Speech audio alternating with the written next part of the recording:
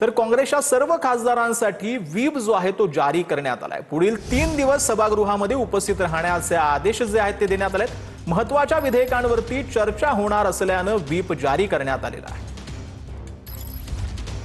तर सार्वजनिक बांधकाम विभागातील 111 कोटी रुपयांचा रक्कम बँकेतून काढण्याचा प्रयत्न करणारा आरोपी निलेश रूप पिंक्या पडोळे हा फरार झालेला आहे। पिंक्या पडोळे हे विक्रमगड नगर पंचायतीचे विद्यमान नगर अध्यक्ष असल्याची माहिती मिळते। 111 कोटी रुपयांचा अपहार प्रकरणामध्ये जव्हार न्यायालयाने पडोळे याला जामीन दिलेला होता, पण हा जामीन भिवंडी सिव्हिल कोर्टाने रद्द केला होता। जामीन रद्द झाला असतानाही पडोळे हा फरार आहे। हिवाळी अधिवेशनामध्ये जयंत पाटलांनी हे प्रकरण उपस्थित केलेलं होतं।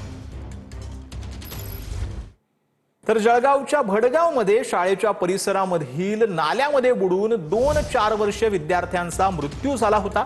त्यानंतर भडगाव शहरामध्ये नागरिकांच्या संतापाची लाट उसळलेली आहे। संतापलेल्या नागरिकांकडून शहरातील मुख्य चौकामध्ये रास्ता रोको आंदोलन करण्यात आले। नागरिकांकडून दोषींवर कारवाईची मागणी करण्यात येते।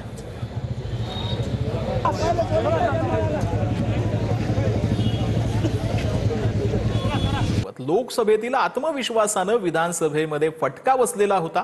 पृथ्वीराज चव्हाणांनी मवियाला घर। तर पुणे पालिका निवडणूक पवारांची एनसीपी इच्छुकांच्या मुलाखती घेणार असल्याची माहिती मिळते। पवारांची राष्ट्रवादी उद्या इच्छुक उमेदवारांच्या मुलाखती घेणार आहे। प्रशांत जगताप, अंकुश काकडेंसह इतर नेते इच्छुकांची मुलाखत घेणार असल्याची माहिती मिळते। माझ्यावर टीका केल्याशिवाय काहींचा दिवस जात नाही असं एकनाथ शिंदेंनी म्हटलंय। तुम्ही आरोप करा, मी कामातून उत्तर देईन असं देखील एकनाथ शिंदेंनी म्हटलंय। उपमुख्यमंत्री एकनाथ शिंदेंनी उद्धव ठाकरेंवर नाव न घेता टीका केलेली आहे।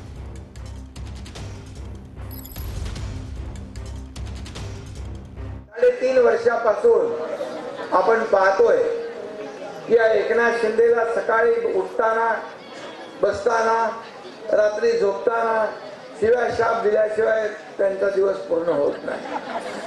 पण मी त्यांना सांगितलं, तुम्ही शिवाय शाप द्या, आरोप करा, पण हा एकनाथ शिंदे तुम्हाला आरोपातून नाही कामातून उत्तर दे। आतापर्यंत आपण बघत होतो, लोगों के पीछे कुत्ते भोगते हैं, मैंने अपने पीछे इंसान को भोगते देखा है। भोगते रहो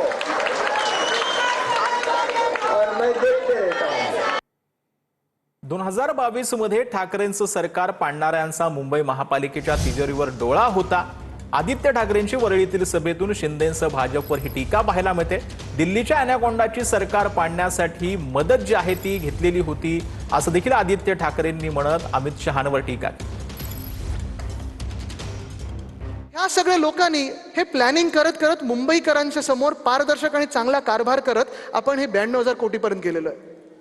पण 2022ला ज्या गद्दारांनी आपलं सरकार पाडलं आणि मुख्यमंत्री झाले, त्यांचा तिजोरीवर आपल्या डोळा होता, अॅनाकोंडाला सोबत घेऊन